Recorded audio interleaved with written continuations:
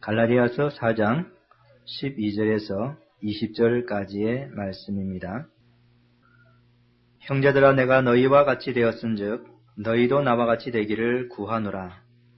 너희가 내게 해롭게 하지 아니하였느니라.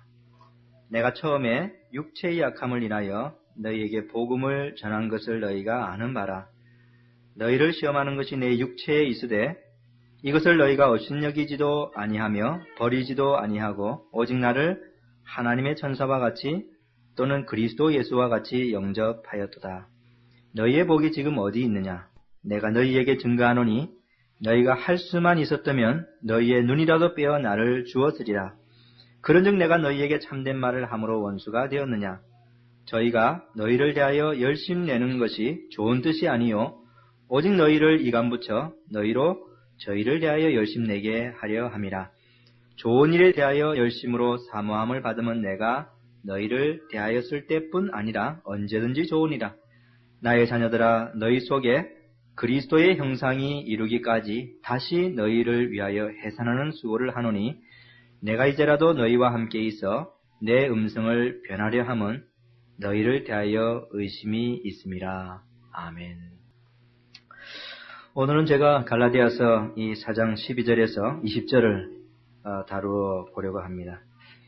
이 갈라디아서 4장 12절에서 20절은 이 갈라디아 교회를 향한 사도 바울의 애정어린 간곡한 호소라 이렇게 말할 수 있습니다. 4장 이 12절 이전에 이 갈라디아서에서는 사도 바울이 이 갈라디아 성도들이 이 다른 복음 쫓은 것을 인해서 그들을 아주 날카롭게 책망을 합니다. 갈라디아서 1장 6절에 보니까 그리스도의 은혜로 너희를 부르신 이를 이같이 속기 떠나 다른 복음 쫓는 것을 내가 이상히 여기노라. 벌써 이 말만 보더라도 사도 바울이 갈라디아 교인들을 어떻게 대하면서 이 갈라디아 서신을 쓰고 있는지 하는 것을 알 수 있는데 내가 이상히 여긴다 이랬습니다. 질책하는 그런 말씀이죠. 책망하는 그런 말씀입니다. 이게 자랑하거나 그들을 이렇게 자랑스럽게 생각하거나 그들이 잘한다고 칭찬하는 그런 말이 아니라 책망하고 또 그들을 질책하는 그런 말인 것입니다. 갈라디아서 3장 1절에 보더라도 어리석도다 갈라디아 사람들아, 예수 그리스도께서 십자가에 못 박히신 것이 너희 눈앞에 밝히 보이거늘 누가 너희를 깨드냐? 이것도 역시 질책과 강한 책망의 그런 말씀인 것입니다. 그래서 오늘 본문 이전에는 이 사도 바울이 주로 책망하고 질책하고 또 이제 더 나아가서 그들이 쫓고 있는 그 다른 복음이 얼마나 허황되고 거짓된 것인가. 또 구약 성경에는 그런 것이 결코 명시되어 있지도 않고 오직 사도 바울 자신이 전한 것만이 구약의 지지를 받는다는 그런 식으로 계속 논증을 해왔습니다. 그런데 오늘 이 본문에 와서는 드디어 이제 사도 바울이 어투가 조금 바뀌어요. 부드럽게 이렇게 어투가 바뀝니다. 그래서 오늘 본문에서는 사도 바울이 이전의 그런 구절에서처럼 이렇게 논증하거나 무슨 질책하거나 하는 것이 아니라 목회자적인 그런 사랑의 마음을 가지고 권면하고 호소하고 다시 돌아오기를 간곡하게 부탁하고 있는 그런 내용의 말씀인 것입니다. 우리는 여기서 길을 잃은 가련한 양떼들을 향한 보살핌과 회복되기를 간절히 바라는 사도 바울의 그런 마음을 이렇게 엿보게 되는데 사도 바울은 신학에만 관심이 있는 그런 사람이 결코 아니었습니다. 오늘날 보면은 신학에만 관심이 있고 사람의 영혼에 관심이 없는 그런 지도자들도 있는데 사도 바울은 결코 그런 사람이 아니었습니다. 사도 바울은 오로지 신학과 이 지식에만 관심이 있는 그런 사람이 아니라 사람들의 영혼에 일차적인 관심이 있는 그런 사람이었기 때문에 갈라디아 성도들이 일시적으로 잘못된 길로 들어섰다 할지라도 그들을 포기하고 그들을 배척한 그런 모습을 보인 것이 아니라 인내와 사랑을 가지고 그들이 돌아오기를 바라고 있는 그런 심정을 사도 바울이 가지고 있습니다. 오늘 본문이 사실 그런 면들을 잘 엿보게 하는 것입니다. 오늘 본문을 구분하자면은 이렇게 구분할 수 있습니다. 12절 상반절 그것은 갈라디아 성도들이 사도 바울과 같이 되기를 바라는 그런 내용을 간단하게 언급하고 있고 그 다음에 12절 하반절에서부터 15절까지는 갈라디아 성도들이 사도 바울에게 과거에 보여준 그 환대와 환영과 사랑을 여기서 언급하고 있습니다. 그리고 16절은 갈라디아 성도들의 변절, 17절, 18절은 거짓 선생들의 이간질, 또 19절, 20절 이 부분은 이 사도 바울이 갈라디아 성도들을 다시금 회복시키기 위해서 재결심하는 그런 부분입니다. 이렇게 오늘 본문이 여러 가지로 이렇게 구성이 되어 있습니다. 그래서 오늘 제가 여러분들에게 이 부분을 이야기할 때는 먼저 이 구절들이 무엇을 뜻하는지 설명을 하는 것이 중요할 것 같아요. 그래서 그 구절들을 여러분들에게 자세하게 설명을 하고 난 다음에 끝부분에 가서 전체적으로 요약해가지고 몇 가지 교훈을 여러분들에게 주는 방식으로 오늘 제가 이 부분을 다루려고 합니다. 12절 상반절을 먼저 보시기 바랍니다. 형제들아 내가 너희와 같이 되었은즉 너희도 나와 같이 되기를 구하노라. 여기 호칭이 형제들아 이렇게 바뀌고 있습니다. 갈라디아서 3장 1절에서는 어리석도다 갈라디아 사람들아 이렇게 이야기했는데 이제는 그 호칭이 형제들아 이렇게 바뀌고 있습니다. 사도 바울은 상당히 지혜로운 그런 선생이었습니다. 때로 강하게 책망하고 격렬하게 질책하기도 하지만 그러나 항상 그 톤을 유지하는 것이 아니라 그것이 끝나고 나면은 또다시 아버지와 같은 자유로운 마음으로 그들이 돌아오기를 간곡하게 부탁하는 그런 말을 쓰는데 형제들아 라고 하는 여기서 우리가 그것을 느낄 수 있습니다. 형제들아 내가 너희와 같이 되었은즉 너희도 나와 같이 되기를 구하노라. 대부분 주석가들이 이 구절이 무엇을 의미하는지 상당히 어렵다고 이렇게 이야기를 합니다. 사도 바울이 갈라디아 사람들과 같이 되었다. 내가 너희와 같이 되었은즉 과거에 사도 바울이 갈라디아 사람들과 같이 되었다는 게 과연 뭐냐?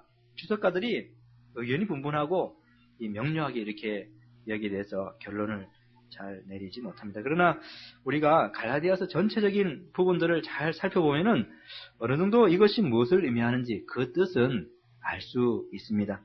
그래서 이게 무슨 뜻이냐면은 이 사도 바울은 유대인이지 않습니까? 갈라디아 사람들은 이방인이었습니다. 그러니까 사도 바울이 갈라디아 사람들과 같이 되었다는 것은 유대인인 사도 바울이 이방인이었던 갈라디아 사람들과 같이 함께하는 그런 사람이 되었다는 것입니다. 사도 바울 당시에는 유대인들은 이방인을 개 취급했습니다. 그래서 그들과 상종도 하지 않았어요. 갈라디아서 2장에 보면은 안디옥에서 사도 베드로가 이방인과 식사하다가 야고보에게서 온 어떤 사람들을 보고서 자리를 박차고 도망가 버렸어요. 예수님의 수제자라고 하는 사도 베드로도 유대인으로서 이방인과의 모든 허물이 다 깨어졌다라고 생각하고 있었으면서도 실질적으로 유대인이 오니까 자기가 혹시나 직잡혀가지고 무슨 일을 당하지 않을까 겁이 나가지고 그 자리를 박차고 그것만 보더라도 이 사도 바울 당시에 유대인들이 이방인과 어느 정도 상종하지 않았는가 하는 것을 알 수 있습니다.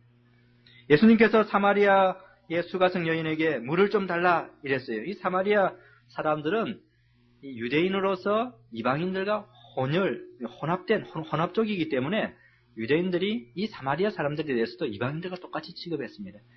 근데 예수님께서 유대인으로서 사마리아 수가성 여인에게 물을 좀 달라 하니까 이 사마리아 여자의 반응이 당신은 유대인으로서 어찌하여 사마리아 여자 나에게 물을 좀 달라 하나이까 이렇게 반응을 했어요.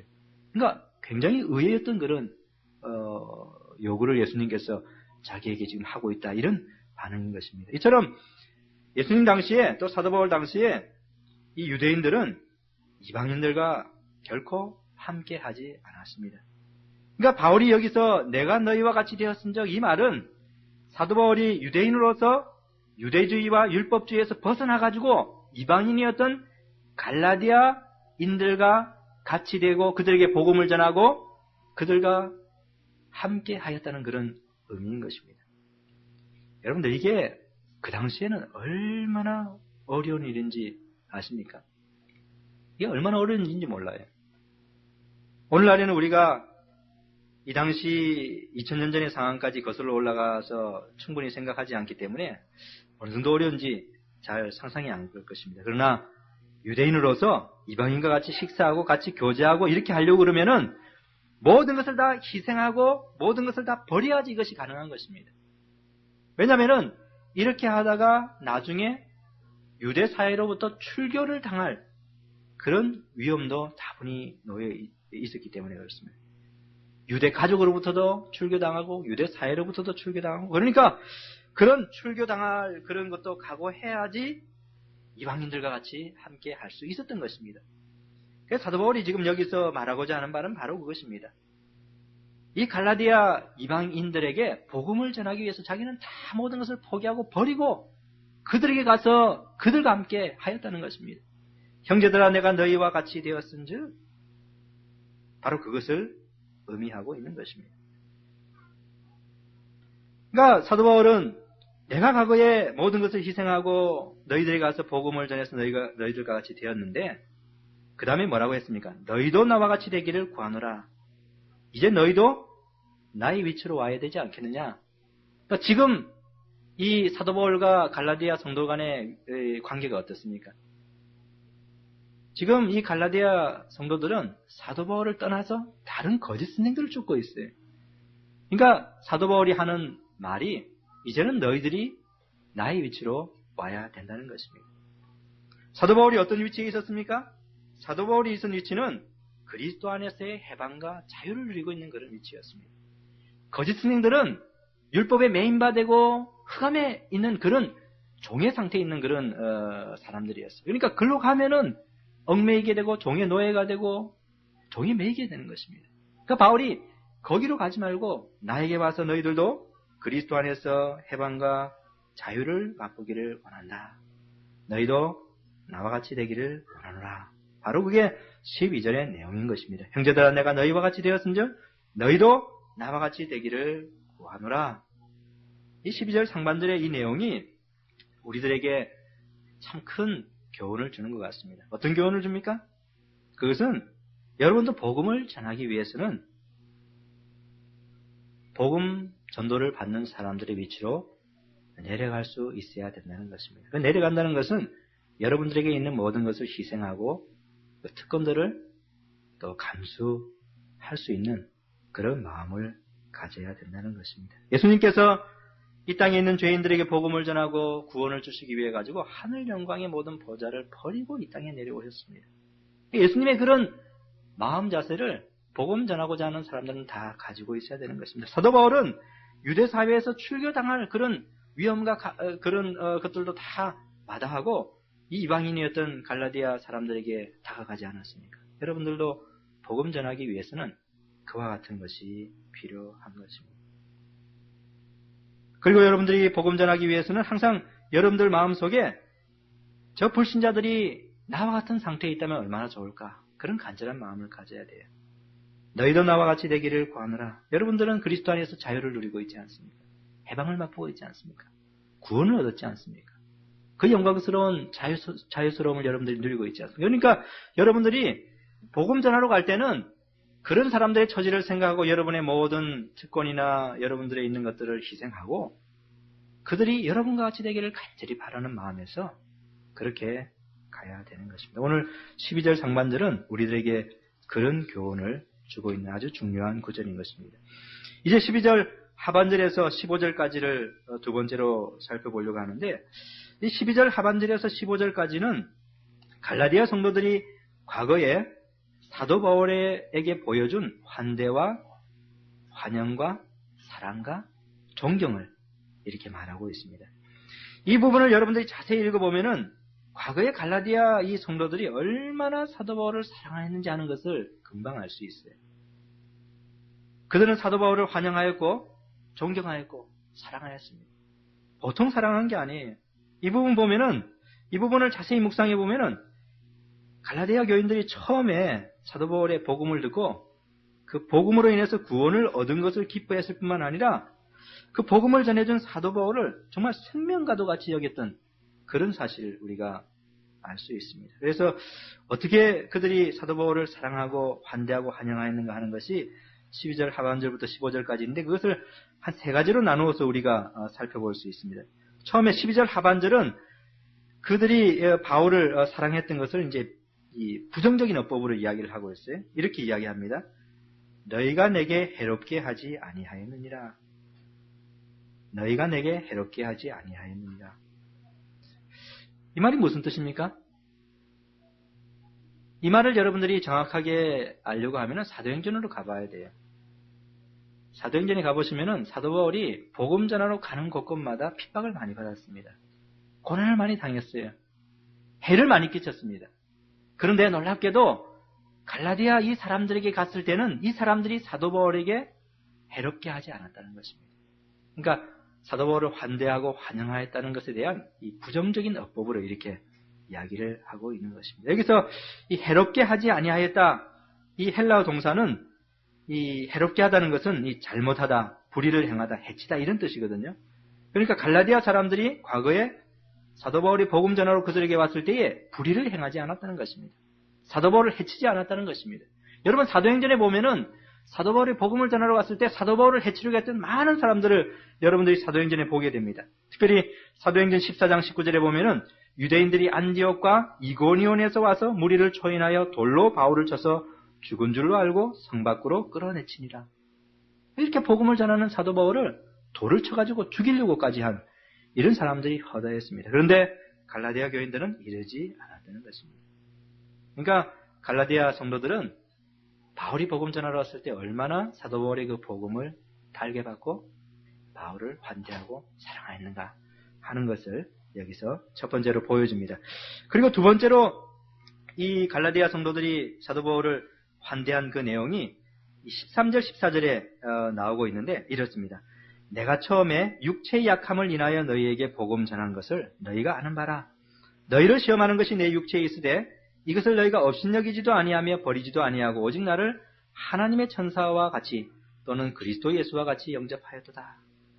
이게 바로 그들이 사도 바울을 환대하고 사랑한 두 번째 그런 내용인 것입니다. 그 내용이 뭡니까? 그것은 바로 사도 바울의 육체에 갈라디아 성도들이 시험받을 만한 것이 있었지만은 그것을 업신여기지 않고 또 배척하지 않고 그것 때문에 도리어 사도 바울을 하나님의 천사같이 그리스도 예수같이 영접하였다. 이런 내용입니다. 이 얼마나 과거의 갈라디아 성도들이 사도 바울을 사랑하고 존경하였는가 하는 것을 보여주는 그런 대목입니다. 이 끔찍이도 사도 바울을 사랑한 그런 갈라디아 성도들의 모습을 보여줍니다. 내가 처음에 육체의 약함을 인하여 그 다음에 14절에 너희를 시험하는 것이 내 육체에 있으되 이랬습니다. 여기서 특별히 13절에 사도 바울에게 육체의 약함이 있다 이랬는데 이게 과연 뭔가 하는 그런 의문이 생깁니다. 여러분 여기서 말하는 육체의 약함이 뭘까요? 육체의 연약함이 뭘까요?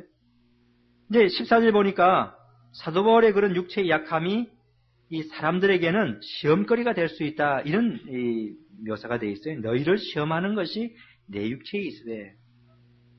그러니까 이 무슨 말이냐면은 사도 바울의 육체를 보고 있노라면은 시험 들 수 있는 그런 연약한 부분이 있었다는 것입니다. 그것이 어떤 질병이 될 수도 있고 어떤 부분이 좀 이렇게 좀 이 문제가 될 수도 있는 이런 부분인데 그 부분이 과연 뭘까? 주석가들도 이게 뭘까? 상당히 궁금해가지고 여러 가지 이렇게 이론들을 이야기하곤 합니다. 그 중에 일반적으로 이야기되는 것이 아마 이 갈라디아 사람들이 이 시험, 사도 바울의 육체에서 시험을 받을 수 있었던 것이 아마 눈병이 아닌가. 이렇게 이제 추측을 하곤 합니다. 왜냐하면 15절에 보니까 너희의 눈이라도 빼어 나를 주었으리라 이런 구절이 있거든요. 그러니까 아마 사도 바울의 눈에 무슨 안질이나 무슨 문제가 있어가지고 이 갈라디아 성도들이 자기네 눈이라도 빼어서 주려고 했던 거 보면 아마 그런 질병이 아닐까. 또 사도 바울은 눈물의 사도였지 않습니까? 눈물을 항상 많이 흘리다 보니까 아마 눈에 이상이 생기지 않았을까. 그래서 이 육체의 약감을 이 안질 또는 눈병으로 이렇게 해석하곤 하는데, 근데 그 눈병이라고 이렇게 단언하기에는 좀 부족한 그런 부분이 있습니다. 사실 15절에 있는 그 한 구절만 가지고 눈병이라고 이야기하기에는 좀 너무 이게 지지하는 성경 구절이 약하지 않는가 하는 생각이 들고, 또 15절에 있는 말씀이 눈이라도 빼어준다 이런 표현이 신체의 가장 중요한 눈을 언급함으로써 가장 좋은 것이라도 줄 마음이 있다 이런 묘사로 사도 바울이 하지 않았을까도 해석할 수 있거든요. 그러니까 굳이 이것을 눈병 때문에 눈을 빼어주려고 했다. 이런 거 아니고서도 눈하면 이 신체 중에서 가장 중요한 중요한 부분 아니에요. 그러니까 자기의 가장 중요한 것이라도 줄 마음을 갈라디아인들이 가졌다. 이렇게 15절을 해석할 수 있거든요. 그러니까 여기서 눈병, 안질이라고 이렇게 단언적으로 이렇게 해석할 수는 없을 것 같습니다. 그 외에도 여러 가지 그 해석들이 있어요. 이 육체의 약함이 뭔가. 그런데 그런 해석 중에 가장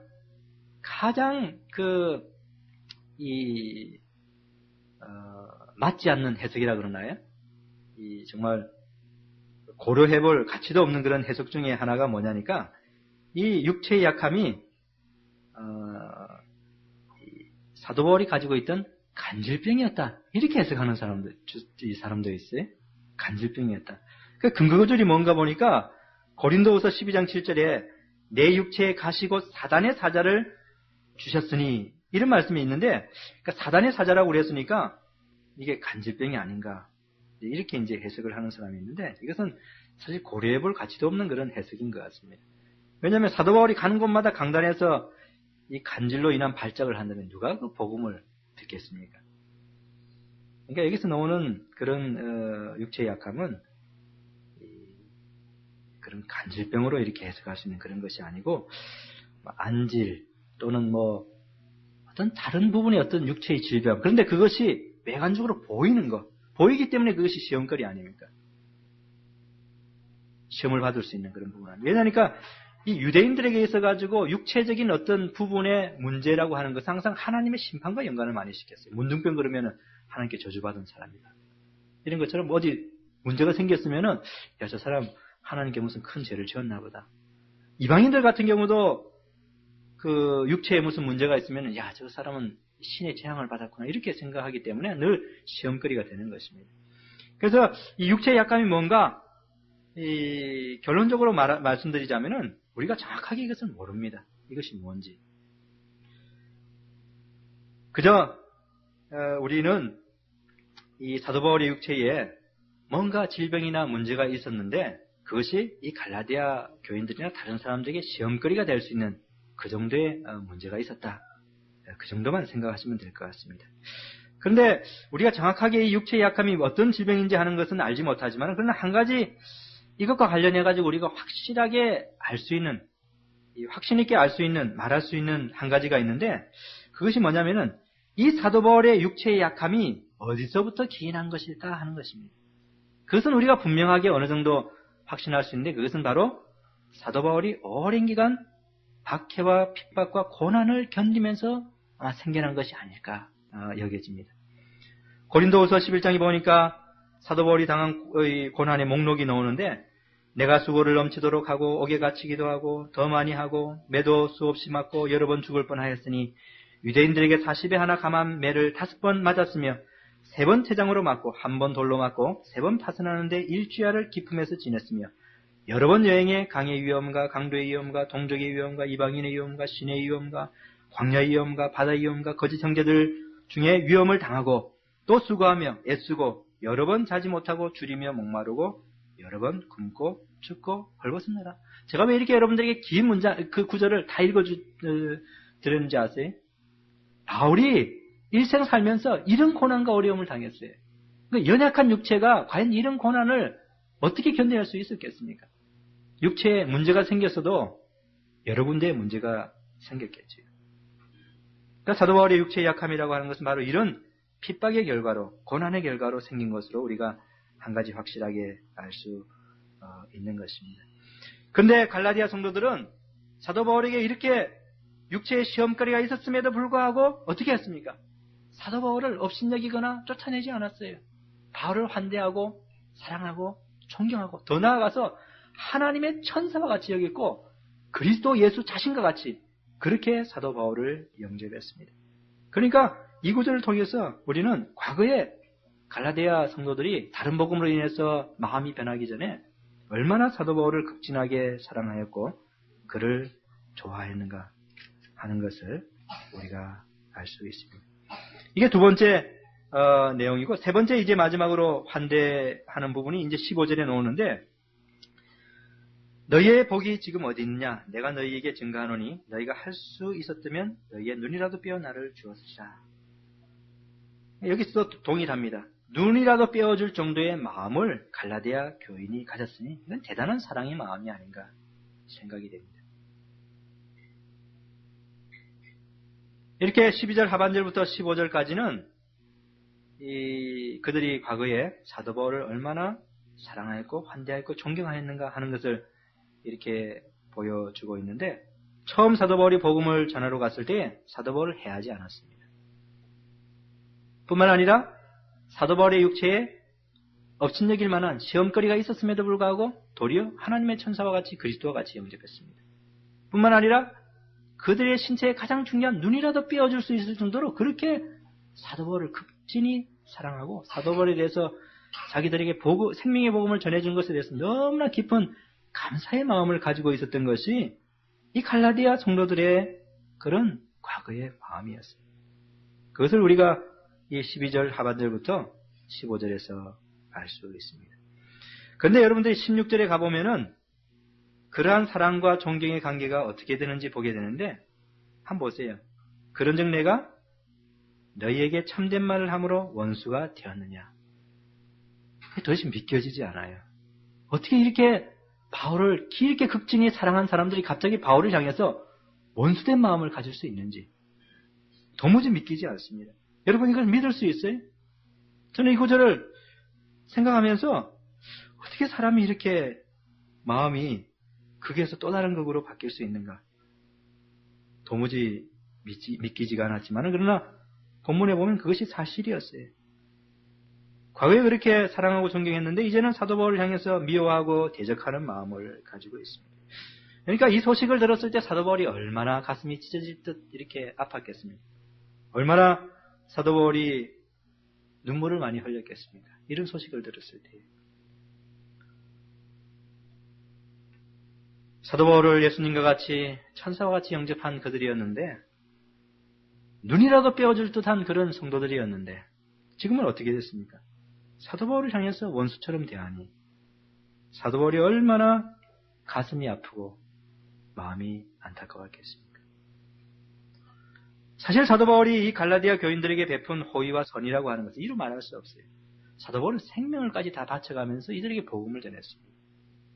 온갖 모진 고난과 핍박을 다 감수하고 또 유대인의 그 높은 특권을 다 버리고 이들에게 복음을 전해 주었는데, 이 갈라디아 사람들이 그런 복을 다 걷어차버리고 이제 사도 바울을 미워하고 원수처럼 대하니까 이 사도 바울의 마음이 어떠했을까? 그런즉 내가 너희에게 참된 말을 함으로 원수가 되었느냐? 사랑하는 성도 여러분, 여러분은 인생이 얼마나 변덕스러운지 하는 것을 알아야 됩니다. 여러분 자신들도 얼마나 비록 믿는다고 하지만 변덕스러울 수 있는지 하는 것도 깨달아야 됩니다. 불신자들만 변덕스럽다 이렇게 말해서는 안 돼요. 이 갈라디아 성도들은 교인이지 않습니까? 교인들도 이렇게 변덕스럽습니다. 사실 인생들은 언제 어떻게 그 마음이 변할지 아무도 모릅니다. 은혜에서 떠나는 순간은 사랑의 관계가 하루아침에 원수 관계가 될 수 있다는 것을 오늘 이 본문에서 보여주고 있잖아요. 이 갈라디아 성도들이 그리스도의 은혜를 떠나니까 어떻게 됐습니까? 그 마음이. 이전에 사랑의 마음이었던 그 사람들이 이제는 원수같이 이렇게 여기는 것입니다. 칼빈은 말하기를 복음이 우리들 가운데 아무리 성실하게 증거되더라도 하나님께서 매일매일 우리 안에서 실제적으로 역사하셔야 하는 것입니다. 그렇지 않으면 우리는 매우 변덕스럽게 되어서 가장 작은 일도 우리들로 하여금 격결로 가게 만들 것입니다. 더욱이 사단은 무서운 적이며 항상 우리 주위를 배회하면서 사방에서 우리를 공격할 준비를 하고 있습니다. 이렇게 이야기를 했어요. 그러므로 여러분들은 항상 은혜 가운데 머물러 있기를 안간힘을 써야 됩니다. 그렇지 않으면 여러분의 마음은 언제 어떻게 변할지 아무도 장담하지 못하는 것입니다. 그것을 우리가 이 16절을 통해서 생각해 볼 수 있습니다. 이제 17절, 18절을 보면은 갈라디아 이 성도들 누가 이렇게 원수된 마음을 가지게 만들었는가에 대한 것을 말해주고 있는데, 왜 이들이 이렇게 갑자기 마음이 변했습니까? 그것이 17절에 나옵니다. 저희가 너희를 대하여 열심을 내는 것은 좋은 뜻이 아니요. 여기 저희라고 하는 것은 바로 갈라디아 교회를 현혹한 거짓 스님들입니다. 이 사람들이 바로 사도 바울과 갈라디아 이 교인들 간에 이간질 해가지고 이 마음을 다 흐려 놓은 것입니다. 저희가 너희를 대하여 열심을 내는 것은 좋은 뜻이 아니요 오직 너희를 이간에 붙여 너희로 저희를 대하여 열심을 내게 하려 함이라. 참 재미있지 않습니까? 사도 바울은 복음을 전하면서 이 갈라디아 성도들 하여금 무엇에 열심을 내게 만들었습니까? 그리스도의 나라에 열심히 되게 만들었어요. 그리스도의 복음에 열심히 되게 만들었습니다. 하나님의 영광에 열심히 되게 만들었어요. 하나님에게 열심히 있게 만들었거든요. 그런데 이 거짓 선생들은 누구에게 열심을 내도록 만드는 사람들인가? 자기 자신들에게 열심을 내게 만드는 사람들이에요. 여러분들이 이단의 세계에 들어가 보면 이게 얼마나 진실된가 하는 것을 알 수 있어요. 이단에 일단 발들여 놓게 되면은 처음에는 무슨 진리를 아는 것처럼 하지만은 나중에 가다가도 보면은 그 이단의 우두머리에게 충성하는 삶으로 변모됩니다. 목표가 그 이단의 우두머리, 그 사람 편하게 살고 그 사람 돈 많게 해주고 그 사람 원하는 대로 다 살도록 해주는 게, 그러니까 이단의 그런 우두머리들은 궁극적으로 그 사람 밑으로 오는 사람들의 모든 돈과 시간과 정력과 다 뽑아가 버려요. 나중에 인생 시간 지나고 나면 남는 것이 아무것도 없어요. 그러니까 갈라디아 이 교회를 혼탁하게 만든 이 거짓 선생들도 자기 자신들에게 열심을 내기 만들기 위해 가지고 이 갈라디아 교인들을 현혹한 것입니다. 18절에 보니까 좋은 일에 대하여는 열심으로 사모함을 받음은 내가 너희를 대하였을 때뿐 아니라 언제든지 좋으니라. 이 18절은 굉장히 어려운 구절이고 무슨 뜻인지 알기가 상당히 어렵습니다. 저도 그런 것 같아요. 이 구절이 무슨 뜻인지 아무리 고민해도 명확하게 이렇게 이 구절을 해석하지 못했습니다. 근데 이 구절에서 한 가지 분명한 것은 좋은 일에 열심히 있는 것은 좋다, 이런 의미 있잖아요. 이것은 우리가 이제 어느 정도 알 수 있죠. 좋은 일에 대하여 열심으로 사모함을 받으면, 이 뜻이 뭐냐니까 좋은 일에 대해서 열심을 내는 것은 좋다. 그러니까 거짓 선생들은 나쁜 일에 열심을 냈잖아요. 사도 바울은 그러한 것은 악한 것이고 좋은 일에 열심을 내는 것이 좋은 것이다, 이렇게 이야기를 하고 있습니다. 다른 말로 하면은 이 거짓 선생들을 따라가가지고 이 악한 일에 열심히 내려고 하지 말고, 그들 자신을 섬기려고 열심히 내려고 하지 말고, 참된 복음을 위해서, 하나님을 위해서, 그리스도의 나라를 위해서 열심을 내는 것이 너희들에게 좋다, 아마 이런 뜻으로 18절을 이야기를 한 것 같습니다. 이제 마지막으로 19절, 20절에 사도 바울은 호칭을 이렇게 바꾸어서 이야기를 시작합니다. 나의 자녀들아. 이 나의 자녀들이라고 하는 이 사도 바울의 이 호칭은 아버지로서의 그런 깊은 정을 느끼게 만듭니다. 갈라디아 성도들은 마음이 변해가지고 원수처럼 자기를 대하고 있지만, 그러나 사도 바울은 여전히 사랑과 인내로서 그들을 기다리고 있는 그 모습을 여기서 보여줍니다. 나의 자녀들아. 갈라디아 성도들은 사도 바울을 원수처럼 지금 생각하지만 여전히 사도 바울은 그들을 복음 안에서 나온 복음의 자녀로 그렇게 생각하고 있는 것입니다. 나의 자녀들아, 너희 속에 그리스도의 형상이 이루기까지 다시 너희를 위하여 해산하는 수고를 하노니. 해산하는 수고라고 하는 것은 어머니의 고통스러운 그런 일이지 않습니까? 출산하는 그런 수고. 그런 고통을 감수하고서라도 다시금 갈라디아 성도들을 바로 잡고자 하는 그 사도 바울의 마음을 여기서 보게 됩니다. 그러니까 사도 바울이 그들을 어디까지 다시 회복시키려고 하냐면은 그리스도의 형상이 그들 마음에 이루기까지, 그러니까 완전한 성화, 온전한 성화를 목표하면서 다시 그들을 이제 바로잡으려고 결심하고 있는 모습을 19절에서 보게 되고, 마지막 20절에서는 내가 이제라도 너희와 함께 있어 내 음성을 변하려 하면 너희를 대하여 의심이 있음이라. 사도 바울은 멀리 떨어져 있어서 갈라디아 이 교회에 가지 못하지만은, 그래서 편지를 쓰고 있지만은 실상은 그곳에 가서 그들을 직접 대면하고 이 문제를 말하고 싶었는데 그렇게 하지 못하니까 이제 편지로 쓰면서 그런 아쉬움을 여기서 이렇게 표현을 하고 있습니다. 이제라도 너희와 함께해서 내 음성을 변하려 함이라. 그러니까 너희를 좀 책망하고 싶고 너희를 좀 이렇게 대해서 이야기를 좀 하고 싶다, 이런 뜻으로 이야기를 하고 있습니다. 제가 지금까지 12절에서 20절까지 이 구절구절을 좀 이렇게 자세하게 여러분들에게 말씀을 드렸습니다. 무슨 내용이었습니까? 이 사도 바울은 본문에서 과거를 회상하면서 갈라디아 성도들로 하여금 다시 그러한 과거로 돌아오도록 그렇게 호소를 하고 있습니다. 갈라디아 성도들이 그렇게 마음이 변한 것이 이 거짓 선생들의 이기적인 목적 때문임도 여기서 밝혀주고 있습니다. 그래서 사도 바울은 그런 것을 언급하면서 비록 그들이 그렇게 떠나갔지만은 다시 한번 마음의 각오를 가지고 그들을 위해서 이 해산하는 수고를 할 각오를 가지고 있다. 이런 식으로 이제 이야기를 하고 있습니다. 오늘 제가 이 부분에 대해서 구절구절들을 여러분들에게 간략하게 말씀을 드렸는데 이제 결론적으로 이 본문 전체를 통해서 한 3가지 정도의 교훈을 여러분들에게 드리면서 마치려고 합니다.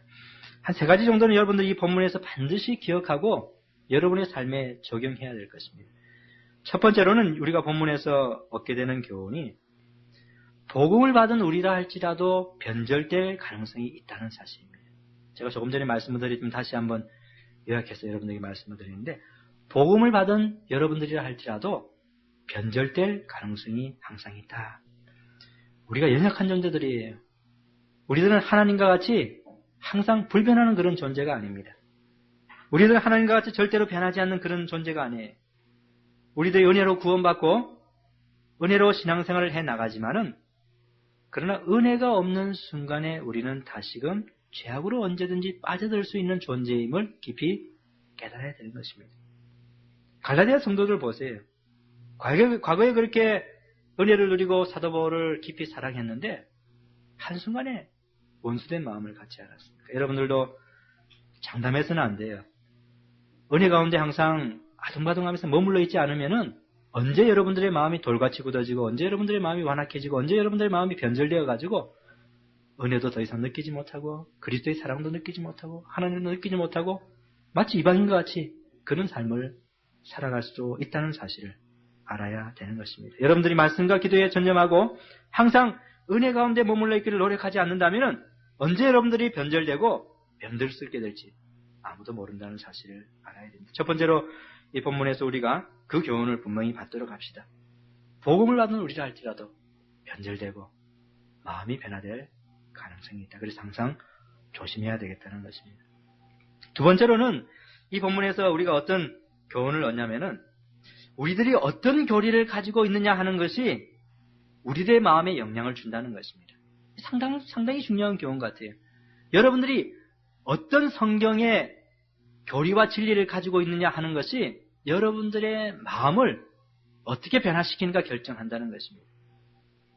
이 갈라디아 교인들이 사도 바울의 참된 복음을 가지고 있을 때는 하나님의 은혜에 대해서 감사하고 사도 바울의 복음 전도를 너무너무 감사하고 사랑하고 바울을 존경하고 바울을 위해서 모든 것이라도 정말 바칠 그런 아주 깊은 그 사랑과 감사의 마음을 가지고 있었어요. 그런데 그들이 다른 복음의 교리를 받는 순간에 그 마음이 변화됐어요. 상당히 중요한 교훈인 것입니다. 여러분들 지금 이렇게 하나님의 말씀을 온전하게 받다가도 언제 어디서 다른 사람에게 이상한 이단의 교리라든지 또는 성경적이지 않은 교리를 받는 순간에 여러분들의 마음이 변해가지고 지금까지 친밀하였던 주변에 있던 형제 자매들을 멀리하게 되고 또 여러분들에게 복음을 전해준 그런 사람들에 의해서 미워하는 그런 마음도 충분히 가질 수 있다는 사실을 알아야 됩니다. 여러분들이 왜 참된 성경의 복음을 늘 배우고 그것을 늘 고찰하고 늘 그것을 면밀하게 연구해야 될 필요가 있는가 하는 것이 바로 그거예요. 여러분들이 그것에서 떠나는 순간에 거기서 멀어지는 순간에 여러분의 마음도 변할 수 있기 때문에 그렇습니다. 그러므로 항상 참된 복음을 듣고 배우는 일에 여러분의 인생에 최선을 다 기울여야 할 것입니다. 참된 복음이라고 하는 것이 바로 뭡니까? 십자가 중심의 복음인 것입니다. 예수 그리스도 중심의 복음인 것입니다. 예수님께서 우리를 위해서 피를 흘려 십자가에 돌아가셔서 그것이 우리의 구원이 된다는 그 예수 그리스도 중심의 그 참된 복음에 머물러 있지 않으면은 이 다른 복음을 전한 이 거짓 선생들은 어떤 스타일이었습니까? 행위 구원이거든요. 행동으로 구원을, 행위로 구원을 한다 하니까 늘 자기 자신들의 그 행동이나 이런데 자만심을 가지게 하고 이런 스타일이니까 그런 복음을 받아들이면 교만해지지 않을 수가 없어요. 그런 복음을 가지고 있으면은 사람이 거만해지지 않을 수가 없습니다. 그러니까 여러분들이 어떤 교리와 교훈을, 진리를 마음속에 가지고 있는가 하는 것이 여러분들의 마음을 결정합니다. 여러분들이 겸손하고 온유하고 여러분들이 하나님 앞에서 낮아진 그런 신앙의 삶을 살고자 한다면 참된 복음을 늘 가지고 있어야 돼요. 다른 복음을 받는 순간에 여러분의 마음은 거만해지고 여러분의 마음은 생명에서 떠나게 될 것입니다. 마지막 세 번째로 이 본문에서 우리가 한 가지 더 생각해 볼 수 있는 교훈은 남을 올바른 곳으로 인도하는 것에는 많은 수고와 노력이 필요하다는 것입니다. 적지 않은 수고와 노력이 필요해요. 다른 사람이 잘못된 길로 갈 때 그것을 이끌어서 올바른 대로 인도하는 것은 적지 않은 수고와 노력이 필요합니다. 그냥 한번 이야기해가지고 돌아오겠지, 그것이 아니에요. 이 갈라디아 교인들이 처음에 얼마나 사도 바울의 복음을 듣고 잘 됐습니까? 그러나 사도 바울이 떠나고 난 다음에 이들이 곧바로 위험한 길로 이렇게 가게 됐어요. 사도 바울이 이들 위해서 편지를 씁니다. 갈라디아에 썼어요. 그러면서 또 결심하기를 내가 너희를 위해서 해산하는 수고를 한다 그랬어요. 남을 옳은 곳으로 인도하는 것은, 옳은 데로 인도하는 것은 해산하는 수고가 필요한 것입니다. 그저 그냥 건성적으로 형식적으로 한다고 사람들이 올바른 곳으로 돌아오지 않습니다. 눈물을 흘리며 씨를 뿌리는 자는, 이런 말씀이 시편에 있는데 정말 옳은 일을 하기 위해서는 많은 희생과 각오와 결심과 수고와 노력이 필요하다는 것을 오늘 본문이 우리들에게 보여줍니다. 그러나 우리가 그런 해산하는 수고를 가지고 다른 사람들을 옳은 대로 인도한다면 그것은 다니엘서에 있는 말씀과 같이 나중에는 하늘의 별과 같이 영구히 빛날 수 있을 것입니다. 많은 사람을 옳은 대로 돌아오게 한 자는 별과 같이 영원토록 빛으리라. 남을 올바른 곳으로 인도하는 것은 많은 수고와 노력이 필요하지만 그러나 대단히 보람 있고 영구한 가치가 있다는 것을 또한 이 본문에서 우리가 세 번째로 얻을 수 있는 교훈인 것입니다. 그러므로 여러분들도 그러한 삶을 살아야 될 것입니다. 제가 지금까지 여러분들에게 결론적으로 이 세 가지 이 중요한 교훈을 이 본문에서 말씀을 드렸습니다. 끝으로 여러분들에게 권면하고 싶은 것은 여러분들은 복음에 신실하고 견고하게 뿌리를 받고 늘 머물러 있게 되기를 간절히 간구합니다.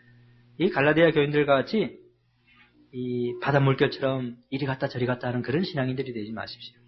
한때는 좋아했다가 한때는 미워하는 그런 신앙인들이 되지 마십시오. 견고하고 뿌리를 깊이 박은 그런 성도들이 되기를 바랍니다. 이것저것으로 옮겨다 심은 나무는 열매를 맺지 못해요. 이 결이 저 결이 왔다 갔다 하는 사람도 절대 신앙이 아름다운 성령의 열매를 맺지 못합니다. 한 곳에 올바른 곳이라면 진득이 있으면서 깊이 뿌리를 내리는 그 나무가 풍성한 열매를 맺는 것처럼 영적인도 똑같습니다. 참된 진리의 그 바탕에 오래 머물면서 깊이 심지를 이렇게 뿌리를 두면은 나중에 그 사람의 삶이 풍성한 열매를 거두게 될 것입니다. 그렇게 견고한 신앙의 삶을 살아서 여러분의 삶이 풍성하게 되기를, 성령의 아름다운 열매들이 나타나는 그런 삶이 되기를 간절히 바랍니다.